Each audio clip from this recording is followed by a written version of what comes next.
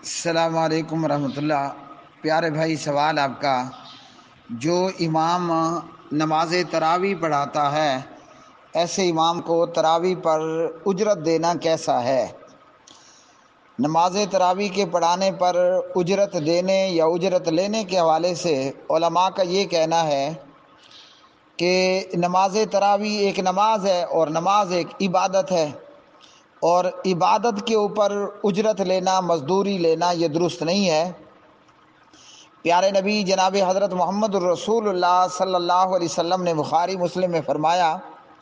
من قام رمضان ایمانا واحتسابا غفر له ما تقدم من ذنبی۔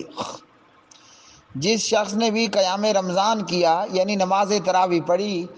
ایمان کے ساتھ اور ثواب کی امید کے ساتھ، اس کے سابقہ گناہ معاف ہو جائیں گے، معاف کر دیے جائیں گے۔ او کما قال علیہ الصلوۃ والسلام۔ تو ہم میں سے ہر شخص جانتا ہے کہ نماز ایک باقاعدہ عبادت ہے، اور نماز تراویح بھی نفل نماز کی ایک شکل ہے، اور نماز تراویح کا حکم یہ ہے کہ یہ سنت مؤکدہ ہے۔ تو عبادت پر پیسہ لینا، عبادت پر اجرت لینا وہ کسی طریقے پر بھی درست نہیں ہے، اور اسی پر علماء کے فتاوی ہیں کہ نماز تراویح پر اجرت نہیں لینی چاہیے، نماز تراویح پر اجرت نہیں دینی چاہیے۔ اگر کوئی امام صاحب یہ شرط لگاتا ہے کہ میں تراویح پڑھاؤں گا، حافظ قرآن، قاری قرآن کوئی طے کرتا ہے باقاعدہ طور پر کہ میں نماز تراویح پڑھاؤں گا اور مجھے اس پر اتنی اجرت آپ کو دینا ہوگی، تو ایسے شخص سے نماز تراویح نہیں پڑھانی چاہیے۔ بھلے اس کے برعکس ہمیں کوئی ایسا شخص ملے جو بغیر اجرت کے نماز تراویح پڑھائے، اور وہ پورا قرآن پڑھنے کی بجائے صرف سورۃ الفیل اور سورۃ القریش اور سورۃ الماعون پڑھ کر ہمیں نماز تراویح پڑھا دے، اور وہ شخص جو اجرت کا مطالبہ کرے اس سے نماز تراویح نہیں پڑھانی چاہیے۔ ہاں، اگر امام کا مطالبہ نہیں ہے، تراویح پڑھانے والے حافظ قرآن کا مطالبہ کوئی نہیں ہے، اور اگر کوئی اپنی دل کی خوشی کے ساتھ امام کو کچھ دے تو اس کے لیے لینا درست ہے۔ جیسا کہ ایک حدیث میں عمر ابن خطاب رضی اللہ تعالی عنہ نے کوئی کام کیا اور نبی پاک علیہ الصلوۃ والسلام نے انہیں کچھ دینا چاہا، تو عمر رضی اللہ تعالی عنہ نے لینے سے انکار کر دیا، تو پیارے نبی علیہ الصلوۃ والسلام نے فرمایا کہ یہ لے لو، یہ اجرت نہیں ہے، یہ دل کی خوشی کے ساتھ ہے، او کما قال علیہ الصلوۃ والسلام۔ تو عمر رضی اللہ عنہ نے وہ لے لیا۔ تو اگر ایسے کسی کام پر امام شرط نہیں لگاتا اور اجرت کا مطالبہ نہیں کرتا، تو دل کی خوشی کے ساتھ جو امام صاحب کی جتنی خدمت کر دے اس میں کوئی حرج نہیں ہے۔ اور اسی طرح ہی فی الواقع ہے کہ قرآن کریم تراویح میں پڑھنے والے امام، ہمارے علم میں نہیں ہے کہ کوئی اجرت کا مطالبہ کرے، یا کوئی امام اور کوئی حافظ اور کوئی قاری اجرت کو شرط بنا لے، یا وہ اجرت متعین کر دے کہ مجھے تراویح پڑھانے پر 1,00,000 دینا ہوگا، یا 50,000 دینا ہوگا، یا 20,000 دینا ہوگا۔ ایک تو قاری اور حافظ لوگ اس بات پر شرط کوئی نہیں لگاتے، اور تراویح کو اجرت کے ساتھ مشروط نہیں کرتے۔ فی سبیل اللہ قرآن کے قاری اور قرآن کے حافظ جو ہیں وہ نماز تراویح پڑھاتے ہیں، لوگ اپنی خوشی اور اپنی مرضی کے ساتھ ان قاریوں کو تحفے تحائف دیتے ہیں اور تراویح پڑھانے والے کی خدمت کر دیتے ہیں۔ قاری اور حافظ کا ایسا مطالبہ نہیں ہوتا، وہ تراویح کو اجرت کے ساتھ ہرگز مشروط نہیں کرتے۔ اگر کوئی ایسا کرتا ہے تو اس کو امام نہیں رکھنا چاہیے، اس کو نماز تراویح نہیں پڑھانی دینی چاہیے، اور اس کے پیچھے نماز تراویح نہیں پڑھنی چاہیے۔ اور اگر کسی نے ایسے امام کے پیچھے نماز پڑھ لی تو کیا اس کی نماز ہوگی؟ جی ہاں، اس کی نماز ہو جائے گی۔ وہ پیسوں کی شرط لگانا، اس کا اپنے عمل کو خراب کرنا، بیکار کرنا اور ضائع کرنا ہوگا، کیونکہ حدیث نے ہمیں بتا دیا کہ ایمانا واحتسابا، ہم نے عبادت کیوں کرنی ہے، تراویح کیوں پڑھنی ہے؟ ایمان کی حالت بھی ہو اور اللہ سے اجرت کی امید ہو، بندوں سے اجرت کی امید نہ ہو۔ اچھا بندے مزدوری دیں گے تو کتنی دیں گے؟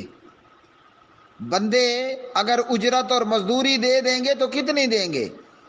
تو وہ اگر ہمیں سونے کا پہاڑ بھی دیں تو اللہ کی جو عطا، اللہ نے جو عطا کرنا ہے،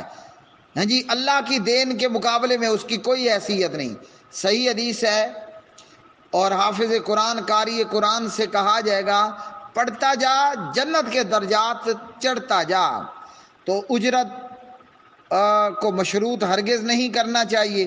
اگر کوئی قاری حافظ ایسا کرتا ہے، جبکہ ہماری نظر میں ایسا ہے نہیں، لیکن اگر کوئی بالفرض تراویح پڑھانے کو اجرت اور مزدوری کے ساتھ مشروط کرتا ہے تو اس کو چاہیے اللہ کا خوف کرے، اپنے اتنے بہترین اور نیک عمل کو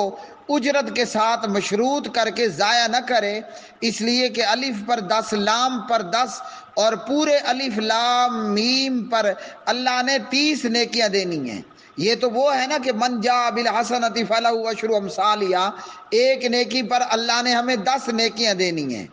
ہیں جی۔ ایک تو یہ ہے اللہ نے اس سے زیادہ حافظ قرآن کو عطا کرنا ہے، اس لیے کوئی بھی حافظ، کوئی بھی قاری نماز تراویح کی ادائیگی کے ساتھ